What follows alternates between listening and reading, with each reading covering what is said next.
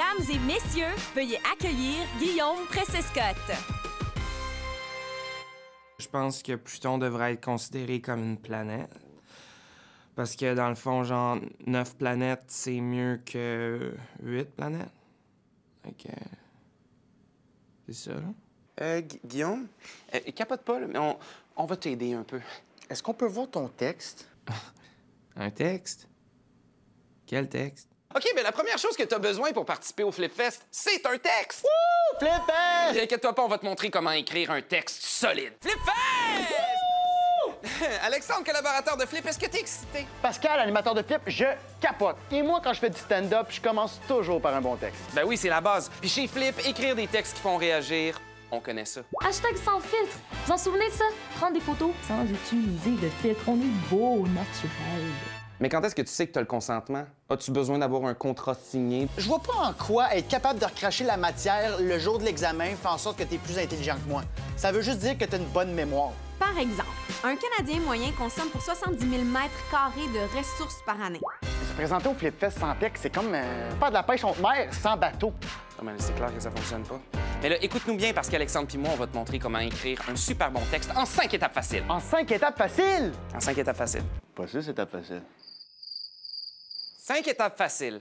Étape numéro 1, choisir ton sujet. C'est super important de connaître le sujet dont tu vas nous parler. OK, bon.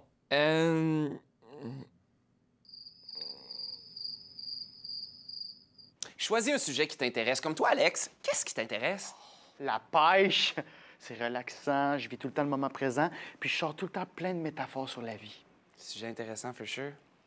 Le Flip Fest, c'est la plateforme idéale pour exprimer ton opinion sur n'importe quel sujet, même si c'est la pêche. Hey, toutes les idées sont bonnes. Fait que choisis un sujet qui t'allume. Et dis-nous ce que toi, t'en penses. Surprends-nous, pose-toi la question, qu'est-ce qui me gosse, moi? Qu'est-ce que je veux changer dans le monde? Qu'est-ce qui est important pour moi? Si tu sais pas de quoi parler, pense à ce qui se passe autour de toi. Ouais, qu'est-ce qui te fait réagir présentement? Pense à ton entourage, parle à tes amis, écoute les discussions dans les corridors, c'est souvent là les meilleurs sujets rassembleurs. Le plus important, c'est de choisir un sujet qui te parle. Plus tu vas aimer ton sujet, plus tu vas t'amuser. Puis nous aussi. Et étape numéro 2, choisis ton angle. Ça, c'est un peu comme choisir est-ce que je fais de la pêche en haute mer, sur un lac ou dans une rivière. Et ton angle, c'est plus ta position, ton message sur le sujet que tu as choisi. Pense au public à qui tu vas parler, ceux qui vont t'écouter. C'est le Flip Fest! Wouh! On va te fournir un micro puis une plateforme et tu vas pouvoir t'exprimer à ta manière devant toute la province. Fait qu'est-ce que tu as à dire? Pour savoir ça, va faire de la recherche et assure-toi de trouver des sources sûres. Ben oui, tu peux lire des articles, regarder des reportages, questionner des gens qui s'y connaissent bien dans ton sujet. Vois ce qui a été dit et comment ça a été dit. Toi, t'es-tu d'accord? Par exemple, quand on parle de manger ou non de la viande, tu pourrais dire...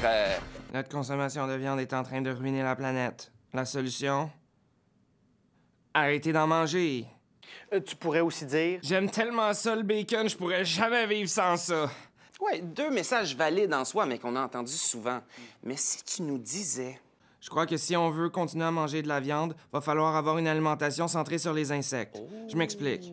Oh, angle intéressant. Là, tu nous fais réagir et réfléchir. Sers-toi de ton angle pour te faire remarquer. Ce qui nous emmène à l'étape numéro 3, l'introduction. Vois ton introduction comme un hameçon à pêche. Hein? Sans ça, ça mord pas fort. Pense à une intro qui va faire réagir. Dis-toi que tu as 10 secondes 10! pour créer une première impression, pour s'assurer que le monde va lâcher leur sel puis ils vont t'écouter toi. 10 secondes 10! pour lancer une phrase accrocheuse, pour emmener ton sujet, pour t'assurer que les gens vont t'écouter pour les prochaines 5 à 8 minutes. 10!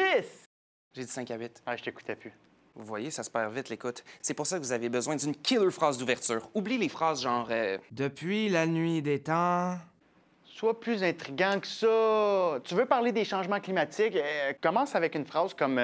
Moi, Guillaume, c'est possible qu'un jour je meure à cause des réchauffements climatiques. On y est, là. C'est pas dans 10 générations, ça va être pendant ma génération. Tu veux parler de sport et d'inclusion? Pourquoi tu débutes pas avec une phrase comme... Ce qui me gosse avec les sports, c'est que ça manque d'inclusion. Pourquoi est-ce que ça serait les organes génitaux puis les hormones qui décident que si moi, Guillaume Prescott, je veux faire de la gymnastique olympique, je dois absolument me taper les anneaux puis que j'aurais pas le droit de faire les barres asymétriques? L'important, c'est de faire comprendre au public que tu as quelque chose d'intéressant à dire, qu'il n'a jamais entendu quelqu'un comme toi et qu'il devrait pas manquer ça. Puis une fois que tu as ton public au bout de l'hameçon, c'est à toi de pas lâcher. Ce qui nous emmène à l'étape numéro 4! tes arguments ou bien ton développement. Ça, c'est un peu comme quand tu veux rentrer le poisson dans la chaloupe. Faut tourner la bobine tranquillement, pas péter la corde. Ensuite, tu donnes des petits coups de main. Après ça, tu laisses travailler le poisson.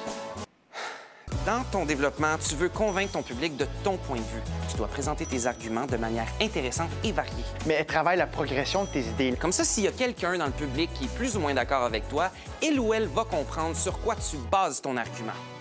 Plus tu ajoutes des faits, plus fort est ton argument. Trouve les arguments qui appuient le mieux ton point de vue. As-tu des statistiques convaincantes ou une expérience personnelle à partager? Ça peut être une anecdote humoristique pour prouver ton point, des citations d'experts. Donne les informations pour convaincre ton public. Oui, puis pour ça, tu peux consulter des sites réputés et pertinents à ton sujet. Puis là, si tu as bien fait ça, à la fin de ton discours, tu vas arriver au moment le plus important, la conclusion. Mars, c'est pas la solution. Faut s'occuper de notre planète avant d'aller en scraper une autre. Faut arrêter de fuir, puis peut-être même régler le problème à la base. Nous. Oui, c'est ça, Guillaume. La conclusion, c'est la 5e étape. Ton poisson est enfin prêt à être dégusté. Donc, en résumé, pour ton discours pour le FlipFest, tu dois choisir un sujet, Trouver un angle original. présenter une introduction qui accroche, Construire de bons arguments. terminer avec une conclusion qui représente bien ton point de vue. Ça y est! T'es le roi du monde. T'as prouvé ton point, mais là, il te reste juste une chose à faire. Mic drop. Bonne écriture. Bonne pêche. C'est que toi, la pêche, hein? Gros fan. M'en va là, justement.